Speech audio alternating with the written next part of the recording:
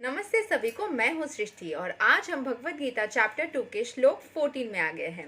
रोज की तरह पहले मैं संस्कृत में श्लोक को पढ़ूंगी, उसके इंग्लिश ट्रांसलेशन को देखेंगे और मीनिंग को समझेंगे। तो चलिए शुरू करते हैं।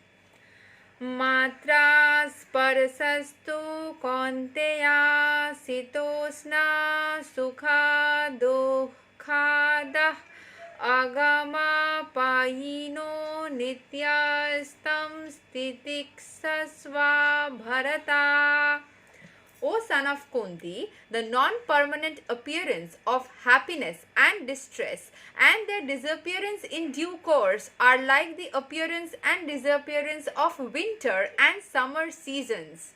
They arise from sense perception, O scion of Bharata, and one must learn to tolerate them without being disturbed. यहाँ से पढ़ के समझ में आ रहा है कि ये सन ऑफ कुंती यानी कि अर्जुन को बताया जा रहा है कि कृष्ण भगवान समझा रहे हैं कि जो हैप्पीनेस है, सैडनेस है, हमने लास्ट श्लोक में क्या देखा था ना कि ऐसे ही मतलब ज्ञान जो दिया जा रहा है ना एक एक करके, तो जो बॉडी होता है वो छोटे से बड़े जैसे होते हैं, वैसे ही सोल एक शरीर से दूसरे शरीर में चला जाता है। अभी सोल के बारे में बताने के बाद एकदम डिफरेंट कंसेप्ट्स को एक एक श्लोक में कवर किया गया है। इस वाले श्लोक में बता रहे कि हैप्पीनेस और सैडनेस जैसे सीजन्स आते हैं, एक साल में विंटर आता है 3-4 महीने के लिए, फिर चेंज होता है, हमारा स्प्रिंग आता है। स्प्रिंग थोड़ा सा मतलब चेंज जैसा है विंटर एंड समर के बीच में, फिर समर आ जाता है। तो summer and winter are the biggest like all over the world अगर देखा जाए बिगेस्ट 2 सीजन्स जो कि प्रोमिनेंटली हम लोग महसूस कर सकते हैं या उसके थ्रू हम लोग जाते हैं। मॉनसून कुछ कुछ कंट्रीज़ में नहीं होती है, कुछ कुछ जगह पे नहीं होता है, एंड बारिश तो आपके समर या विंटर में या किसी भी टाइम पे कभी भी हो सकता है, अलग अलग रीजन से भी। So summer and winter the 2 prominent seasons अगर मैं बताऊं। वैसे ही happiness and sadness 2 prominent season. किसी किसी के लिए विंटर बहुत ही खुशी के जैसा होता है, लेकिन किसी किसी के लिए ठंडी में उठना, काम करना बहुत दुख जैसा होता है। समर भी किसी किसी के लिए लगता है कि ठीक है चलो एटलीस्ट नहा पाएंगे, फ्रेश कुछ खाएंगे, ठंडा खाएंगे, फैन एसी के नीचे बैठेंगे। पर किसी किसी के लिए जो ट्रैवल करते हैं, सन में काम करते हैं, धूप में सुबह सुबह निकलना होता है उनको, जिनको डे टाइम पे, उनके लिए वो बहुत ही स्ट्रेसफुल होता है। सनस्ट्रोक्स हो जाता है, रैशेस निकलती है। तो दोनों में ही अच्छी बुरी है, जिसको जो हैप्पीनेस या सैडनेस लगे। तो दोनों ही सीजन्स जो है वो आती रहती है एंड जाती रहती है, कोई भी परमानेंट नहीं है। वैसे ही खुशी और दुख कभी भी परमानेंट नहीं है, कभी आ सकती है, कभी जा सकती है। अगर आप इस बारे में स्ट्रेस करोगे, हाय ठंडी आ जाएगी, तो क्या वो आने से रुकेगी? आपकी ही स्ट्रेस बढ़ेगी। वैसे ही हाय दुख आ जाएगी, हाय खुशियाँ इतनी देर अगर रही तो उसमें आपकी ही स्ट्रेस बढ़े जाएगी। तो उससे अच्छा है कि आप उस चीज़ में जूझना सीखें और उस चीज़ को एक्सेप्ट करना सीखें विदाउट बीइंग डिस्टर्ब्ड। तो चलिए यहाँ पे जो लिखा है वो थोड़ा पढ़ लेते हैं, समझ लेते हैं। In the proper discharge of duty, one has to learn to tolerate non-permanent appearances and disappearances of happiness and distress. जो non-permanent चीज़ें हैं, जो temporary है, you can just say temporary, जो चीज़ें हैं उसके साथ में हमें accustomed हो जाना चाहिए। According to Vedic injunction, one has to take its bath early in the morning, even during the month of Magha, January, February. तो सुबह सुबह हर किसी को नहाने का, one has to take his bath early, ठीक है। माघ के महीने में, माघ जो महीना होता है वो ठंडी का महीना होता है ना, या फिर जनवरी फरवरी, हाँ ठंडी का ही टाइम है। तो उस टाइम पे सुबह उठ के नहाना वैदिक इंजंक्शन में बोला गया है कि बहुत ही अच्छा होता है, क्योंकि आप सुबह सुबह नहा लोगे। ठंडी के मौसम में वैसे भी अब अगर आप दोपहर में लेट करके नहाते हो तो ठंडा लगने का चांसेस होता है। अगर आप एक बार सुबह नहा लिए ना तो सारा दिन ठंडा भी कम लगता है, आपका बॉडी भी रेगुलेटेड टेम्परेचर में रहता है। तो आपको हमेशा सुबह उठ के नहा लेना चाहिए।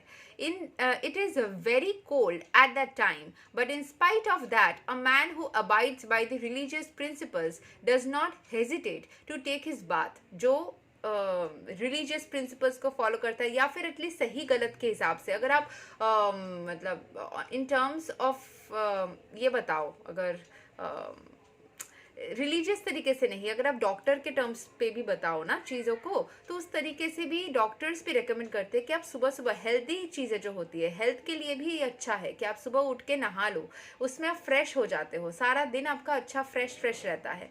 पूरा दिन अगर आप कर लोगे, कभी कभी नहाने का मन नहीं करता या फिर और स्टिंग करते हो और काम भी आपका डिले हो जाता है बीच में उठ के नहाना, so it's like a not a good routine. आप सुबह ही कोशिश करो, अगर आपका काम वैसा है कि सुबह नहीं कर सकते हो तो फिर अलग बात है, लेकिन अगर पॉसिबल है तो सुबह ही कर लो। Okay. Similarly, a woman does not hesitate to cook in the kitchen in the months of May and June, the hottest part of the summer season, जब सबसे गर्म होता है। देखिए अभी आजकल बहुत सारे चीज़ें आए हैं कि फैन या एसी या एग्जॉस्ट, बहुत सारे चीज़ें आए हैं by which we can try to make ourselves comfortable, लेकिन फिर भी किचन में आप देखिएगा थोड़ा ये सब चीज़ अवॉइडेड ही रहती है, बिकॉज जो कुक करते हैं ना वो इन सारे हवा ववा आने से, इनफैक्ट कभी कभी तो विंडोज़ भी कोई नहीं ओपन रखते हैं, क्योंकि हवा आने से उनको कुकिंग में प्रॉब्लम होती है, बाहर से कुछ आ जाएगा, हेयर्स एंड कुछ इधर उधर के चीज़ें आ जाएंगे तो उनको डिस्टर्बेंस होती है। तो पूरे गर्मी में भी वो गर्म सिचुएशन में खड़े होके भी पेशेंटली शांति के साथ में कुक करते रहते हैं। तो समर सीजन के बाद सुन के वो कभी भी हमारे खाना बनाने के लिए से यहाँ पे विमेन बोला गया है, but it can be any one, because chefs जो होते हैं वो मेल फीमेल दोनों होते हैं, घर में भी मेल फीमेल दोनों ही कुक करते हैं। तो मतलब पहले नहीं करते थे बट अभी तो करते हैं ना बहुत सारे लोग। मैं जितने सारे लोगों को जानती हूँ, मेरे जो फ्रेंड सर्कल में लोग हैं वो बहुत सारे लोग ऐसे हैं जो कि मतलब मेरे खुद के कज़न ब्रदर भी बहुत छोटे से ही वो मतलब कुकिंग या फिर जो घरेलू चीज़ें हैं वो भी साथ में करते हैं। मेरे जो चाचा है वो भी घरेलू चीज़ों को मतलब मेंटेन कर सकते हैं अलॉन्ग विद द प्रोफेशन। सो मेरे बहुत सारे कॉन्टैक्ट्स में लोग मैंने देखा है, मैं ऐसे ही लोगों को देखी हूँ, ऐसे ही मर्दों को देखी हूँ जो कि कुकिंग या फिर घर को साफ रखना या फिर डिशेस को वॉश करना या चीज़ों को समेट के रखना, ये सारे चीज़ें मतलब कर सकते हैं या करते हैं।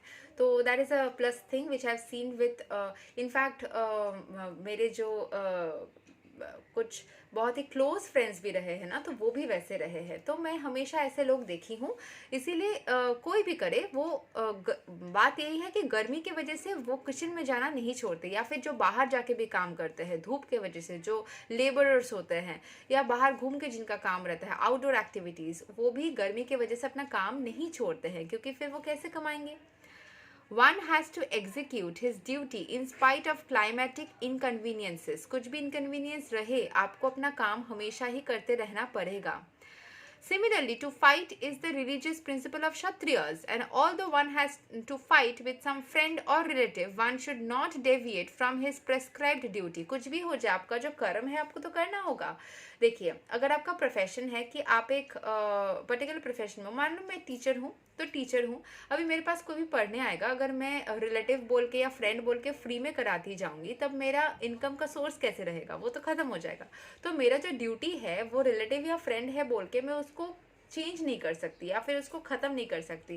तो जो मेरा काम है वो मुझे करना पड़ेगा, चाहे कोई भी हो, स्ट्रिक्टनेस के साथ में, प्रॉपर डिसिप्लिन के साथ में। जो भी कोई नॉर्मल एक अननोन इंसान के साथ में जैसा मुझे बर्ताव करना चाहिए वो कोई नोन इंसान के साथ भी वैसे ही रहना चाहिए। तो यही चीज़ कर्म का रूल है, कर्म नीति है यही। One has to follow the prescribed rules and regulations of religious principles in order to rise up to the platform of knowledge, because by knowledge and devotion only one can liberate himself from the clutches of Maya illusion. देखिए religious principal धार्मिक बोला गया क्योंकि हम बोलते हैं ना कर्म ही धर्म है, या फिर ये मेरा धर्म है, या वाइफ या हस्बैंड को भी धर्म पत्नी बोला जाता है, तो धर्म के साथ में रिलेट करते हैं, because actually what ever you do it's actually a rule. तो रूल्स जो होते हैं ना वो मेरा धर्म है, ये मुझे करना चाहिए। तो करना चाहिए जो भी काम, वो अगर आप करते रहोगे तो आप उसमें और एक्सपर्टाइज ग्रो करोगे, और भी ज़्यादा एक्सपर्ट होते चले जाओगे। इसका मतलब उसके बारे में और डिटेल नॉलेज भी ग्रो होगा आपका। अगर आप मान लीजिए कि पेंटर है, ठीक है, तो आप पेंटिंग करते रहते हैं, अगर आप उसको और प्रैक्टिस करेंगे तो आप स्किल्ड बनेंगे ना, तो आपको और नॉलेज बनेगा। अच्छा ये चीज़ ऐसे में करती थी, इस चीज़ को मैं ऐसे भी कर सकती हूँ। इस पर्टिकुलर मान लीजिए आप एक डिज़ाइनर है, आप ऐसे डिज़ाइन करते थे चीज़ को, ड्रेस डिज़ाइनर है, ड्रेस को इस तरीके से डिज़ाइन करते करते करते आपको लगा अरे इसको ऐसे भी तो कर सकते हैं। आप लोग जो भी वीडियो देख रहे हैं इस चीज़ को सोच के देखिएगा कि हम सभी के साथ में ये चीज़ ज़रूर कभी ना कभी होता है। जिस चीज़ में हम एक्सपर्ट है, या जिस चीज़ में एक्सपर्ट नहीं मतलब जिस चीज़ को हम करते हैं विथ टाइम उसमें हम और स्किल्ड बनते चले जाते हैं, न्यू न्यू आइडियाज आते हैं, अच्छा मैंने इसको ऐसे किया था, इसको ऐसे भी तो कर सकते हैं और बेहतर होगा. So you get the knowledge out of practice. जितना आप उस चीज़ को करोगे, अपने आप ही आपका दिमाग, कोई आके आपको नहीं बोलेगा, आपको पढ़ना नहीं पड़ेगा कहीं से. You don't need to get information from others या other sources, you get it from your own brain by your own practice. खुद ही खुद से आपका जो अंदर का जो पावर है ना, वो खुद ही खुद से नर्चर करते करते और निखर के आ जाएगा. सो here they are saying we need to practice the principles whichever are there, rules and regulations, उसको फॉलो करते हुए हमें करते रहना चाहिए. बिकॉज वो नॉलेज एंड डिवोशन, आप डिवोटेड रहोगे ना तो और नॉलेज गेन करोगे. एंड जो भी क्लचेस है कि ये नहीं कर सकते, डीमोटिवेशन, बहुत सारे लोग मेरे आसपास रहते हैं जो कि ऐसे आत्माएं रहती है मतलब इंसान रहते हैं जो कि बहुत सारे नहीं बोलूँगी, मतलब कुछ people who are important part of the life, अगर वो ही बहुत ज़्यादा ऐसा करे, डिमोटिवेशन आपको दे, तो आपको लग सकता है कि ये ऐसा क्लच आपके लिए काम कर रहा है, आपको नीचे खींच रहा है. लेकिन आप क्या करो ना, उस चीज़ को इग्नोर करो. This is a little bit different from the topic which we are discussing, लेकिन मैं ये चीज़ कवर करना चाहूँगी. अगर आपके कोई बहुत ही important person of your life, आपका पेरेंट या फ्रेंड या लाइफ पार्टनर या कोई भी हो, जो आपके लाइफ में एक इम्पॉर्टेंट कैरेक्टर है आपके लाइफ के, ठीक है, वो बहुत ही ज़्यादा डीमोटिवेटिंग है फॉर यू, ठीक है. ये मेरे साथ भी होता है, मेरे भी फैमिली में लोग हैं, मेरे घर में भी है, जो कि मुझे शायद डीमोटिवेट, मुझे या मेरे और बाकी मेंबर्स को डीमोटिवेट करते हैं, ठीक है. लेकिन आप क्या करो ना, उस चीज़ को नज़रअंदाज कर दो, उस इंसान के उस डीमोटिवेशन के प्रति अपने थॉट्स को लेके मत जाओ. बिकॉज जिस चीज़ के ऊपर भी हम एनर्जी डालते हैं ना, वो और भी ज़्यादा ग्रो करती रहती है और बढ़ जाती है. तो आप उस चीज़ को अवॉइड करो और उनके अंदर कुछ ना कुछ ग्रैटिट्यूड कर देने के लिए या थैंकफुल होने के लिए आपको कुछ ना कुछ अच्छाइयाँ मिल ही जाएंगी. कुछ ना कुछ अच्छा हर किसी में होता है, कुछ ना कुछ पॉइंट्स आपको मिल जाएंगे जो कि उन्होंने आपके लिए अच्छा किया है. फॉर एग्जाम्पल, अगर पेरेंट, मेरे फादर या मदर या कोई भी, अगर मैं पेरेंट को ले लूँ, हो सकता है फॉर एग्जाम्पल के तौर पे लेते हैं, किसी के लिए ये हो सकता है, मेरे लिए भी, किसी के लिए भी, कि उन्होंने मुझे बचपन से बड़ा किया, मुझे खाना खिलाया, मुझे स्कूल भेजा, मुझे कॉलेज भेजा, मुझे बचपन से जो भी ज़रूरतें थी, कपड़े, फिर पढ़ाई के लिए सामान, या फिर जैसे मैंने खाना बताया, सारे जो ज़रूरतें होते हैं वो तो पेरेंट्स पूरे करते हैं, या फिर जो भी गार्डियन है, किसी किसी के लिए अलग डिफरेंट गार्डियंस भी होते हैं, अलग फैमिली मेम्बर्स भी होते हैं. तो उन्होंने, जो भी आपके गार्डियन है, मान लीजिए उन्होंने आपके लिए सब कुछ पूरा किया, लेकिन वो कभी कभी आपको डिमोटिवेट कर देते हैं, या आपको बोलते हैं तुम्हारा तो ये है, तो देखो ये हो भी सकता है कि नहीं, या फिर आपको प्रेज नहीं करते हैं. वो अंदर ही अंदर जानते हैं कि आप अच्छे हैं, लेकिन प्रेज नहीं करते. क्यों पता है? क्योंकि कुछ लोगों का ये नेचर होता है कि अगर आप, वो सोचते हैं ऐसा कि प्रेज करने से वो इंसान अहंकारी हो जाएगा एंड टेकन फॉर ग्रांटेड ले लेगा उस वर्ड्स को, इसीलिए प्रेज नहीं करते हैं. ये चीज़ मैं समझ चुकी हूँ, देखा है मैंने कि होता है कि कोई कोई इंसान इसीलिए प्रेज नहीं करते. वो नहीं समझते कि प्रेज कभी कभी आपको अप्रिसिएशन के साथ में अच्छा भी फील कराते हैं, लेकिन वो ऐसा ही सोचते हैं. मेरे ऑफिस में भी मेरे सीनियर ऐसे थे, प्रेज बहुत ही कम, लेकिन बाद में उन्होंने मुझे प्रेज करना भी स्टार्ट किया. जब मैंने बोला कि आप जब नेगेटिव अगर बोलोगे तो मैं डिमोटिवेट हो जाती हूँ, तो फिर प्रेजेस भी उन्होंने स्टार्ट किया. वो बहुत प्रेज करते थे, क्योंकि मेरे लिए प्रेज काम करता है, मेरे लिए डिमोटिवेशन या नेगेटिव कमेंट्स मेरे अंदर जोश नहीं लाता है कि मैं करके दिखा दूंगी. कभी कभी हो सकता है, but it's not a constant process. लेकिन कुछ लोग सोचते हैं कि आपको नेगेटिव बोलने से आपके अंदर जोश आएगा, इसीलिए वो बोलते हैं. They don't think bad about you, maybe the way they are presenting themselves is not the correct. वो भी तो इंसान है ना, उनको शायद नहीं आता है, उस चीज़ को समझ ही नहीं आ रहा है, लेकिन ये उनका गलती नहीं है. आपका क्या काम है, क्योंकि वो पूरी तरीके से तो गलत नहीं हो सकते, उनकी जो अच्छाइयाँ है उसके लिए ग्रेटफुल होना शुरू कर दीजिए. एंड जो नेगेटिव चीज़ें है उसको आप, जो क्लचेस है, जो माया है, जो इल्यूजन है कि आपको लग रहा है कि वो डीमोटिवेट करते हैं आपको, बट वो शायद नहीं करना चाहते, तो उस चीज़ को इग्नोर कर दीजिए. तभी आप राइज करेंगे.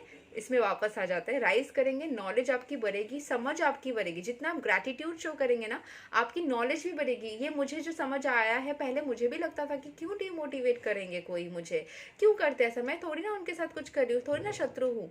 लेकिन उनका नेचर यही है. बचपन में भी पता चला था, क्योंकि मुझे बोला भी गया था कि ये चीज़ कुछ लोग करते हैं इसीलिए, ताकि वो आपके अंदर जोश आए. लेकिन ये हर किसी के लिए काम नहीं करता है, लेकिन उनका इंटेंशन हमेशा सही रहता है. और थोड़ा सा यहाँ पे explanation. The two different names of address given to Arjun are also significant.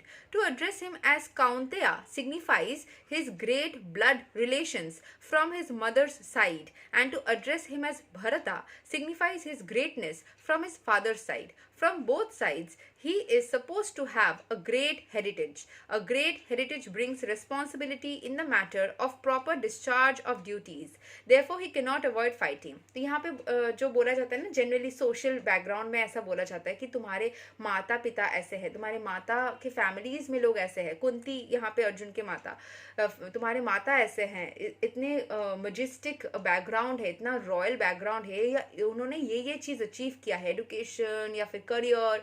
Example के तौर पे बच्चे को ऐसे ही सिखाया जाता है. हम लोग कभी कभी सोचते हैं कि कंपेयर किया जा रहा है या फिर हमें नीचा दिखाया जा रहा है या फिर ऐसे क्यों समझा रहे हैं, लेकिन कृष्ण भगवान खुद अर्जुन को ऐसा समझा रहे थे, ये गलत नहीं है. तो कभी कभी comparisons help you to understand.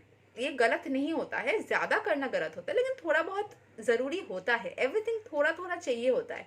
पूरा एब्सेंट कर देंगे ना किसी चीज़ को तो फिर वो आपको स्वाद नहीं मिलेगा. जिंदगी का भी, खाने में भी वैसा है, वैसे ही.